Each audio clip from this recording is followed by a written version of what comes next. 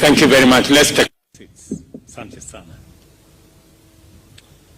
Mr. Deputy President, Speaker of the National Assembly, Speaker of Senate, Your Excellencies, Governors, Ministers present, Principal Secretaries, Development Partners, Community Health Promoters, doctors who are here, medical personnel represented in this function. Ladies and gentlemen, good afternoon. Hamjambo. First, where we are today is not the achievement of a single person. Very many people have made sacrifices, huge contributions. They have gone out of their way to get us to where we are today. And in a very particular way, let me say that the people of Kenya spoke loudly, unequivocally about their desire for a system or a medical system that leaves nobody behind, where families do not lose their property or their savings because of illness. And I want to say I'm a very proud Kenyan today that working with many people, and they have, many of them have stood here, Turanira there, Mwai, Lea, those people, they have worked with me for the last 2 years. We put this thing together for the campaign. We didn't know that we were going to have it for the laws of Kenya. And they have patiently worked with me, as Susan confessed, in many boardrooms in this building. Before the elections, they worked with me in another place. And then after the elections, they worked with me here. The members of medical fraternity working at the Ministry of Health. Kwanza tuwapigie hawa watu makofi jameni. I even tried to appoint some of them into some positions. They told me, no, we must deliver this thing first. And that's the kind of commitment that my team of advisors have. Let me also congratulate the leadership of Parliament. I mean, in record time, Parliament discharged its responsibility. And two things happened. We chose first that as we developed the laws at the final stages, we invited the two committees, at least the leadership, to participate with us so that they could bring their insights, they could bring their advice on board, so that by the time we finished the pieces of legislation, Parliament understood where we were going. That was step one. Step two, I also want to congratulate the creativity of Parliament. That on the bills that started at the Senate, members of the National Assembly who still thought they needed to be fine-tuned, gave the amendments they wanted to their colleagues in the Senate. And those in the Senate gave their colleagues in the National Assembly whatever amendments they thought would improve the quality of these pieces of legislation. Again, that demonstrated patriotism, creativity, innovation in how we discharge our responsibilities as Kenyans, but much more specifically, the creativity of our Parliament. Congratulations, members of Parliament. Wacha niwaulize wabunge wetu wakiongozwa na leader of majority wa Senate na National Assembly. Tafadhali msimame tuwapigie makofi jameni.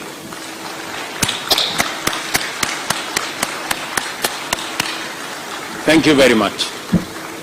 Through you to your colleagues in Parliament, the people of Kenya appreciate the kind of sacrifice and commitment and input you have made. I cannot forget the two speakers for their wisdom. Both these two gentlemen are great leaders. Thank you very much. I know we spoke often on what needed to happen, and they provided guidance together with the clerks of our National Assembly, Njoroge and Nyegenye. I want to say thank you very much, gentlemen. Your contribution is immense, and we don't take it for granted. To our Council of Governors, we want to say we are truly grateful for your partnership. I did commit to our county governments that this administration will not undermine our county governments, and that this administration supports fully county governments in the discharge of their responsibility on health and their mandate on health, and that we are going to work together to make sure that counties succeed, because when counties succeed, Kenya succeeds. And I want to say we congratulate you for your input, as always. And the encouragement that we've gone through this together. And I want to give you my assurance, Chair, my friend Onesmus Muzominjuki. I want to give you my assurance that we will not let counties down, especially on the subject of health, because by letting counties down, we will be letting Kenya down, and that we will not do. As you have said correctly, there will be a follow-through with regulations that will underpin some of the specific items of these pieces of legislation. A lot of work has gone into the development of regulations.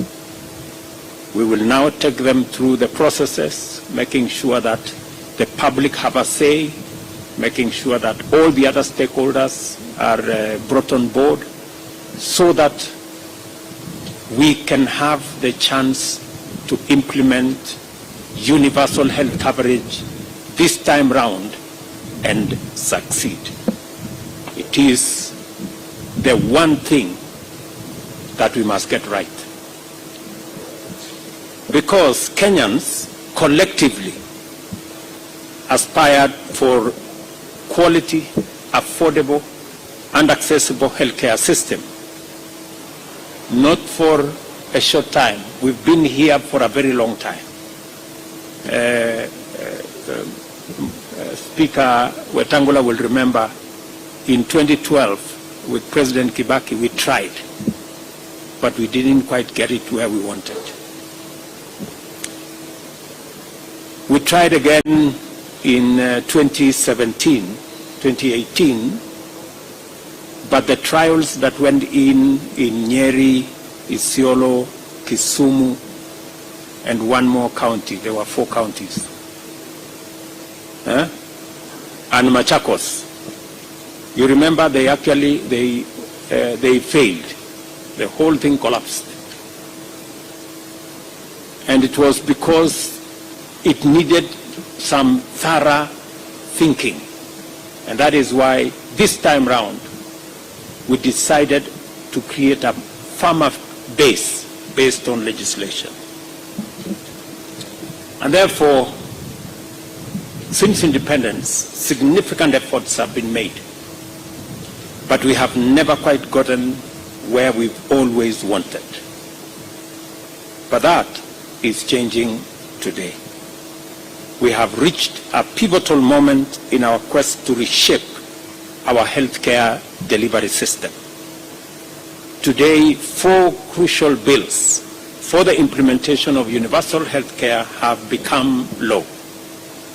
These laws, together with various policies, strategies, and regulations that will be subsequently implemented, including the community health policy and primary health care and health financing strategies, will lay the firm foundation for the biggest change in our healthcare system ever witnessed.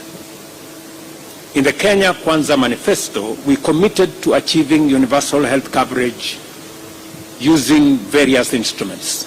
Number 1, we said there must be a fully financed primary health care mechanism comprising preventive, promotive, curative, palliative, and rehabilitative services. We also undertook that there will be integration of ICT into our healthcare ecosystem to enhance telemedicine, health management information systems, mobile health, and especially the portability of health records, as was explained here by Mudomi Njuki, when he said that health records are in all manner of shapes. They are in pieces of paper, exercise books, foolscaps, and all manner of paper.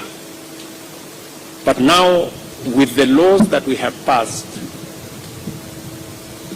you just need to identify yourself, and the doctor can pull out your health records, diagnose, know what kind of medicine you've had before, know what kind of condition you've suffered from before, and be able to assist you going forward. This opportunity also, we said, we must ring-fence healthcare funds using facility improvement legislation. And that is the legislation, the F5 legislation we've signed today into law, both for national government hospitals that are referral and even for all the other hospitals down to the village. This is to protect money that we collect from healthcare facilities, not being used to construct pavements or gates or other pieces of infrastructure, but so that there is adequate resources to make sure that there is replenishment of health commodities, there is improvement of health facilities, and that we enhance the quality of delivery of our health systems. We also undertook that we would setting up an emergency medical treatment fund to cater for emergency cancer treatment, referrals, and other chronic ailments. We all know that many Kenyans become destitute because a member of their family had cancer, or they got an accident, or they were in an emergency. We have seen situations where there is an accident or there is an emergency, somebody goes to hospital, and they are turned away from hospital because they don't have a health card, they don't have someone to sign for them. This will be a thing of the past when we pass these laws. Providing National Hospital Insurance Fund coverage for all Kenyans was one of our undertaking and we said this time round it must not have exclusions. And it must cover everybody. Nobody should be left behind. Many Kenyans have asked me often, okay, we want to reduce from 500 to 300. Many Kenyans have asked me, what happens to the person who cannot afford 300? I want to say, under the laws we have passed, even those who cannot afford 300 will now have an opportunity to have an insurance cover, so that we can truly say no Kenyan will be left behind. And of course, to strengthen our human capital resources so that we can deliver on this whole universal health coverage endeavor. The enactment of these laws, the Primary Health Care Act 2023, the Digital Health Act 2023, the Facility Improvement Financing Act 2023, and the new Social Health Insurance Act 2023 provide a legal and institutional framework for a new dawn in our healthcare system. With health insurance coverage at a low of only 26% nationally, out-of-pocket costs are decimating families